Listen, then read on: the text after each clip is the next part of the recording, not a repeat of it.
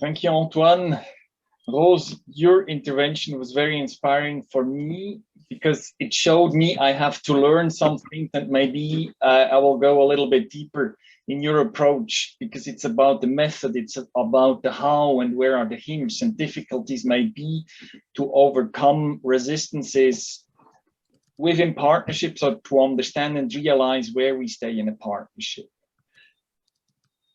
My daily business, in fact, is to work in partnerships. Since 6 years, I'm now the executive director of the UN Global Compact Network Switzerland and Liechtenstein, and we are the local network of the UN Global Compact here in the region. We unite some 16,000 members, among them some 14,000 are companies, from very large to very small. And I just show you 2 slides to make the whole thing a little bit easier or more speaking. It started, in fact, in the year 2000 with this call of Kofi Annan to a partnership between the United Nations and the private sector. He said in the speech at the World Economic Forum, I propose that you, the business leaders, and we, the United Nations, initiate the global compact, though a partnership of shared values and principles, which will give a human face to the global market. And then it took off. Already half a year later, it was established as an official under-organization of the UN with a mandate of the General Assembly to really unite companies who follow the 10 principles of the UN Global Compact. These are these 10 principles. Just based, the principles were the human rights, the labor and environment, and anti-corruption pillar of the United Nations. So it was quite clever to take these conventions on which all the states already had agreed on. And in between, we have developed hundreds of methods, instruments, tools. We are offering training, sharing and learnings, meetings where we try to push, as we say, the triple bottom line, so the economic, the social, and the ecological sustainability within the private sector. And to summarize, I just show you this one slide. It summarizes what we intend or want to do. We want companies to really commit to the 10 principles, act responsibly, and do no harm in the 4 fields I have already mentioned. And this along the whole value chain of the private sector actors. So companies have to observe their procurement processes, their distribution and end of life of services and products. And then the other aspect where a larger partnership comes in is contribute to development and progress. At the moment, this is the Agenda 2030 with the 17 Sustainable Development Goals, the so-called SDGs, with its 169 targets. So the idea is again that companies go and do no harm analysis where they violate one of the principles and reduce as much as possible the negative consequences. And on the other side, go and have a look, where do you have a corporate advantage to really develop new services, products, and interactions, partnerships to really contribute to a more positive force in society. So the UN Global Compact, in fact, wants to be a cooperation of corporates, public sector, on the state level, on the UN level, and the whole civil society and religious actors, regionally and globally. How do we do that? I mean, to be honest, it was at the beginning very difficult to get a large number on board, because sustainability was a concept which was somehow new for many companies. Even business ethics we are discussing, debating since centuries. Already Aristotle has done it, but it really took off in the mid 2006-7, especially after the financial crisis. And now to come to the concrete things, we try to really strengthen partnerships within the network.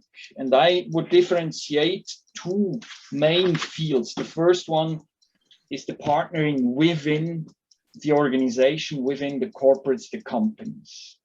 And it shows it may be very difficult at the beginning, because oftentimes we discover that you have some people in a company who say we need to be more sustainable in the field of social sustainability, though human rights, due diligence, child labor, decent work, working conditions, etc. And on the other side of the whole ecological side. And what I observe are battles within companies. They're not outspoken, but they're very, yeah, sometimes you don't see it. There are power plays going around. Can we really push this agenda through the management board up to the board of directors, to the investors, etc.? And I observe that there are alliances built within companies, and we try to support them with knowledge, expertise, and the networks to really change the cultures of big corporates, of small and medium-sized companies.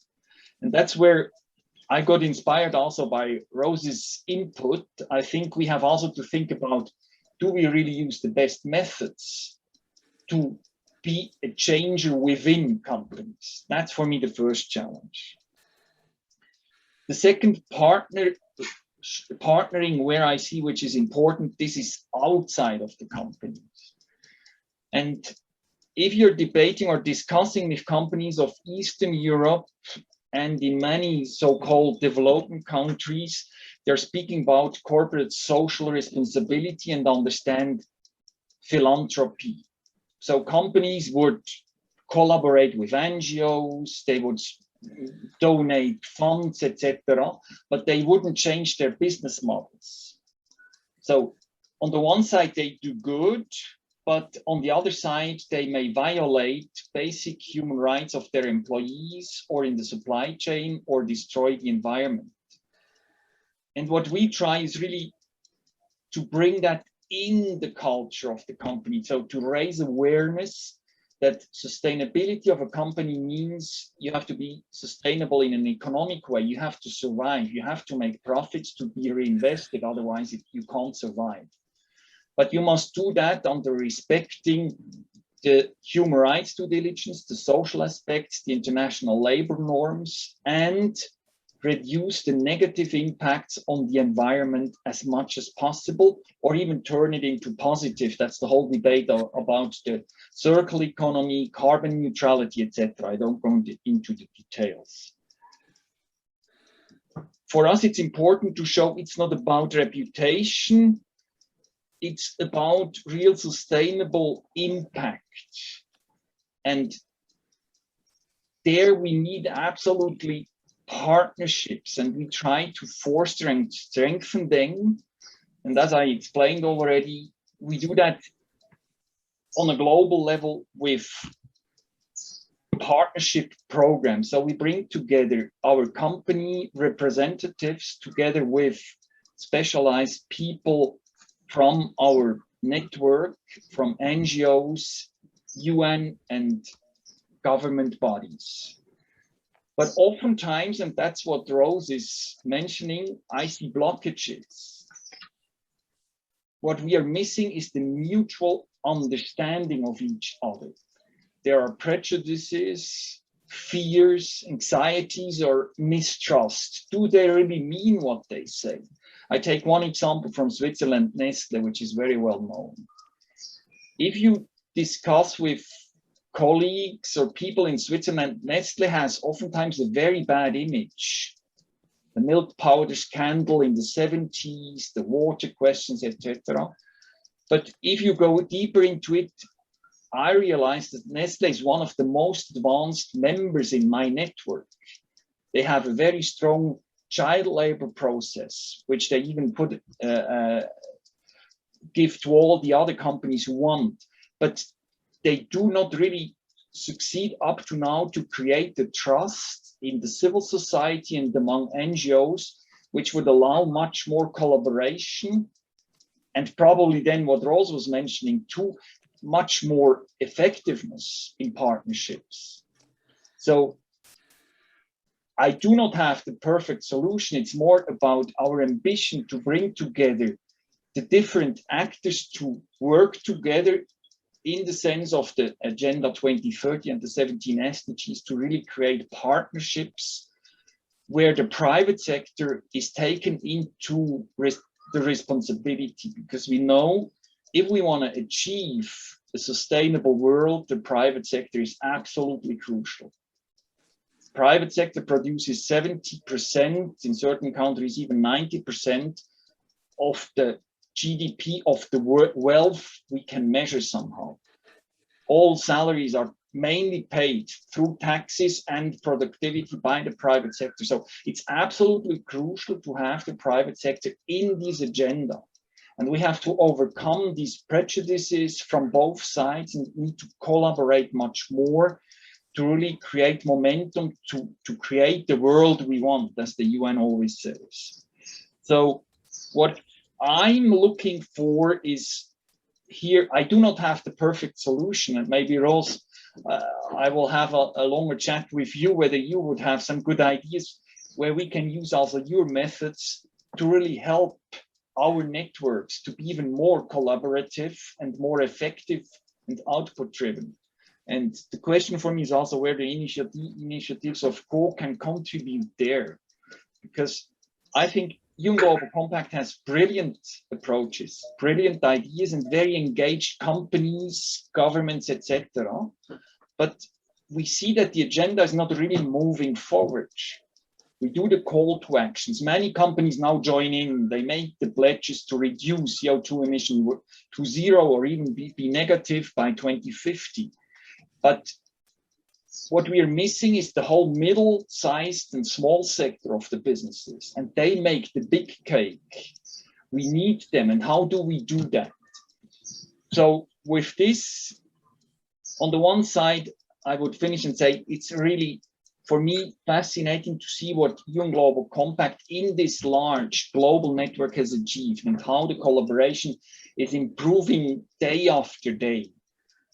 That's the one side. And all the companies joining in, we never had so many companies joining like in the COVID time. The membership is really going up strongly.